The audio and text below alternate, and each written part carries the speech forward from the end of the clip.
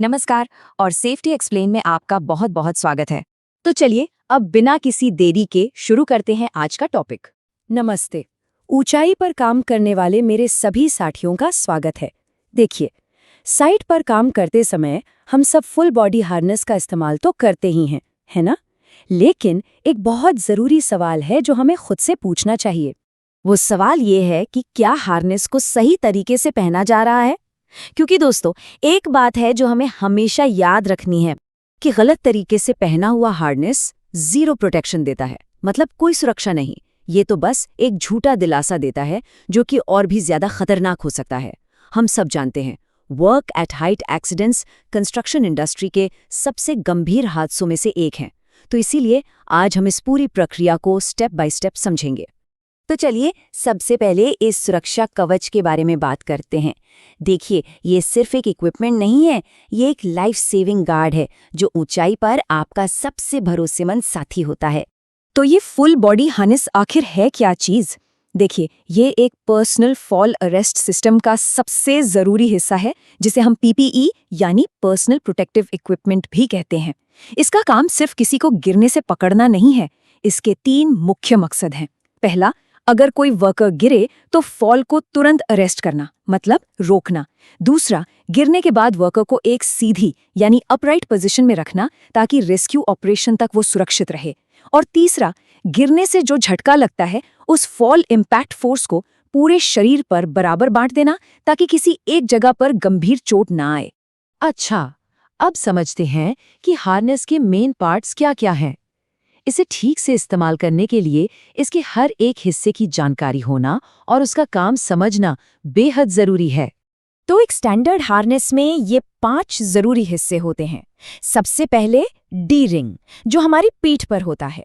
फिर आते हैं शोल्डर स्ट्रैप्स, जो कंधों के ऊपर से जाते हैं।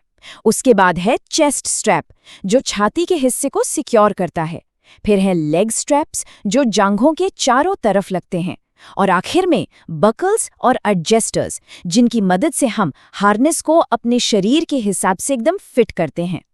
इन सब में डॉर्सल डी रिंग, मतलब पीठ वाला डी रिंग, सबसे जरूरी हिस्सा है। ये बात हमेशा याद रखिए, आपके लैंडयार्ड को एंकर पॉइंट से जोड़ने वाला कनेक्शन यही डी रिंग है। हमेशा फॉल अरेस्ट के लिए इसी का इस्तेमाल होता है। इसकी मजबूती और सही पोजीशन आपकी सुरक्षा के लिए बहुत बहुत जरूरी है। चलिए अब आते हैं सबसे जरूरी हिस्से पर, हार्नेस को पहनने का सही तरीका क्या है। एक एक स्टेप को बिल्कुल ध्यान से देखिए और समझिए, क्योंकि ज्यादातर गलतियां यहीं पर होती है। सबसे पहला स्टेप, हार्नेस को उसके डी रिंग से पकड़िए और हल्का सा हिलाइए ताकि सारे स्ट्रैप्स अपनी जगह पर आ जाएं, कोई उलझा हुआ ना हो। स्टेप 2, अब इसे एक जैकेट की तरह अपने कंधों पर पहन लीजिए। ध्यान रहे कि कोई भी स्ट्रैप मुड़ा हुआ या ट्विस्टेड ना हो। स्टेप 3, एक एक करके लेग स्ट्रैप्स को अपनी जांघों के चारों ओर लगाकर बकल को बंद कर दीजिए। स्टेप 4, इसके बाद चेस्ट स्ट्रैप को कनेक्ट करें। ये छाती के बीच में होना चाहिए, न ज्यादा ऊपर न ज्यादा नीचे। और स्टेप 5, जो सबसे क्रिटिकल है, सभी स्ट्रैप्स को खींचकर ठीक से टाइट करें ताकि ये शरीर पर अच्छी तरह से, मतलब एक स्नग फिट दे। लेकिन सवाल ये है कि कितना टाइट? इसके लिए एक सिंपल सा 2 फिंगर रूल हमेशा याद रखिए। किसी भी स्ट्रैप और आपके शरीर के बीच बस 2 उंगलियों की जगह होनी चाहिए। अगर हार्नेस बहुत ज्यादा टाइट होगा तो काम करने में और सांस लेने में दिक्कत होगी, और अगर ये बहुत ढीला हुआ तो गिरने की हालत में ये शरीर से निकल भी सकता है या गलत जगह फिट होकर गंभीर चोट पहुंचा सकता है। तो याद रहे, not too tight, not too loose. एक और बहुत ज़रूरी आदत जो हर प्रोफेशनल को अपनानी ही चाहिए, वो है प्री यूज इंस्पेक्शन। इसका सीधा सा मतलब है हार्नेस को हर बार इस्तेमाल करने से पहले अच्छी तरह से चेक करना। इसमें मुश्किल से 2 मिनट लगते हैं, लेकिन ये 2 मिनट आपकी जान बचा सकते हैं। तो इंस्पेक्शन में क्या क्या जांचना है?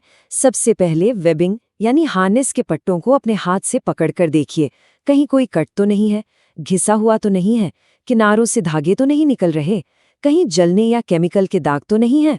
इसके बाद स्टिचिंग यानी सिलाई को ध्यान से देखिए, हर सिलाई मजबूत होनी चाहिए, कोई धागा टूटा या उधड़ा हुआ तो नहीं। फिर डी रिंग को चेक करिए, क्या उसमें कोई क्रैक है, कोई टेढ़ापन या जंग तो नहीं लगा है। और आखिर में सारे बकल्स को खोलकर और बंद करके देखिए कि वे ठीक से काम कर रहे हैं या नहीं। और एक नियम गांठ बांध लीजिए, अगर आपको इनमें से कोई भी खराबी दिखती है, चाहे वो कितनी भी छोटी क्यों न लगे, उस हार्नेस को तुरंत सर्विस से हटा दें। उस पर टैग लगाएं अनसेफ, डू नॉट यूज, और अपने सुपरवाइजर को फौरन रिपोर्ट करें। अगर जरा सा भी शक हो तो भी उसे इस्तेमाल ना करें, ये आपकी जान का सवाल है। अब बात करते हैं उन गलतियों की जो अक्सर हो जाती हैं और जिनसे हमें हर हाल में बचना है ताकि हम सब सुरक्षित रहें। इसमें सबसे पहली और सबसे बड़ी गलती होती है गलत एंकर पॉइंट को चुनना। देखिए, एंकर पॉइंट वो मजबूत जगह है जहां आप अपने हार्नेस के लैनियार्ड को जोड़ते हैं। ये हमेशा एक मजबूत और स्थिर स्ट्रक्चर होना चाहिए, जैसे कोई बीम या एक सर्टिफाइड एंकर सिस्टम। इसको कम से कम 5000 पाउंड यानी लगभग 2268 किलोग्राम का भार सहने लायक होना चाहिए। अंदाज़ा लगाने के लिए ये एक छोटी कार के वजन के बराबर होता है। इसे कभी भी किसी कमज़ोर पाइप, रेलिंग या किसी भी ऐसी अस्थायी चीज़ से न जोड़ें जो गिरने का झटका सहने के लिए नहीं बनी है। एक सवाल ये भी आता है कि हार्नेस को रिटायर कब करना चाहिए, मतलब इस्तेमाल से हमेशा के लिए हटा देना चाहिए। इसकी 4 मुख्य स्थितियां हैं। पहला, किसी भी फॉल के बाद अगर कोई भी वर्कर हार्नेस पहनकर गिरा है तो उसे तुरंत रिटायर कर दे, भले ही वो बाहर से ठीक क्यों ना दिख रहा हो। गिरने का झटका उसके धागों को अंदर से कमजोर कर देता है। दूसरा, अगर इंस्पेक्शन में कोई भी डैमेज दिखाई दे। तीसरा, अगर हार्नेस किसी तेज केमिकल के कांटेक्ट में आया हो। और चौथा, जब मैन्युफैक्चरर द्वारा दी गई एक्सपायरी डेट निकल गई हो। तो चलिए संक्षेप में एक बार फिर से देखते हैं वो आम गलतियां जो जानलेवा साबित हो सकती हैं। हार्नेस को बहुत ढीला पहनना, गलत या कमजोर एंकर पॉइंट चुनना, जल्दबाजी में लैनयार्ड को एंकर पॉइंट से कनेक्ट करना ही भूल जाना, इंस्पेक्शन को नज़रअंदाज करके डैमेज हो चुके इक्विपमेंट का इस्तेमाल करना, और सबसे बढ़कर बिना सही ट्रेनिंग के ऊंचाई पर काम करने जाना। इन गलतियों से हर हाल में बचना है। साथियों, हमेशा याद रखें, ऊंचाई पर काम करते समय हार्नेस सिर्फ एक इक्विपमेंट नहीं है, ये एक जीवन बचाने वाला औजार है। इसका सही तरीके से इस्तेमाल करके गिरने से होने वाले हादसों को रोका जा सकता है। अगर ये जानकारी आपको अच्छी लगी हो तो इस वीडियो को लाइक और शेयर ज़रूर करें और सेफ्टी एक्सप्लेन चैनल को सब्सक्राइब करना ना भूलें। और हाँ, कमेंट्स में ज़रूर बताएं कि आप अगला विश्लेषण किस सेफ्टी टॉपिक पर चाहते हैं। और अंत में एक सवाल अपने आप से ज़रूर पूछिए, आपकी सुरक्षा किसकी जिम्मेदारी है? कंपनी की, सुपरवाइजर की या सरकार की? नहीं, सबसे पहली और सबसे बड़ी जिम्मेदारी आपकी खुद की है। इसलिए हमेशा जागरूक रहें। Stay safe, work safe.